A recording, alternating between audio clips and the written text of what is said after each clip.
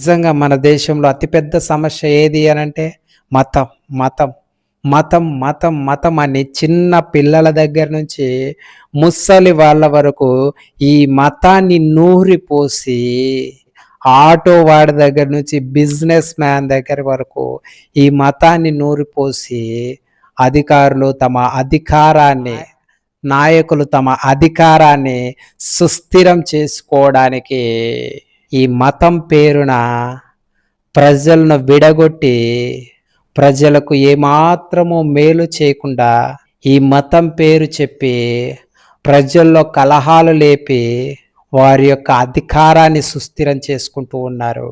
ఇది ఎంత బాధాకరమైన విషయం ఒక్కసారి ఆలోచించు. రాను రాను మన దేశం ఎటువైపు వెళ్ళిపోతూ ఉంది? అభివృద్ధిలోనికి వెళ్తా ఉందా, లేకపోతే మతాన్ని ఆసరా చేసుకుని వారి అధికారాన్ని సుస్థిరం చేసుకోవడానికి ప్రజలకు ఏమాత్రము మేలు చేయకోకుండా వారి స్వలాభం కొరకు ఆ అధికారాన్ని నిలబెట్టుకొని వారి స్వప్రయోజనం కొరకు అధికారాన్ని ఉపయోగించుకుంటూ ఉన్నారా? ఒక్కసారి ఆలోచించు. ఇప్పటికైనా ప్రతి ఒక్క భారతీయుడు కన్ను తెరిచి మేలుకోకపోతే ఇంకా మన భవిష్యత్తు చీకటిమయమైపోతుంది, అంధకారమైపోతుంది. మనం చూస్తూ ఉన్నాం వేరే దేశాల్లో ఎంత ఫాస్ట్గా డెవలప్ అయిపోతూ ఉన్నాయి. కానీ ఇన్ని కోట్ల మంది జనాభా కలిగిన మన భారతదేశంలో మాత్రం ఇంకా డెవలప్మెంట్ అనేదే లేదు.